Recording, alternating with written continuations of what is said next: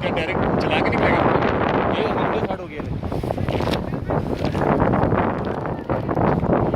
ये ले video start हो गया थोड़े देखता है भी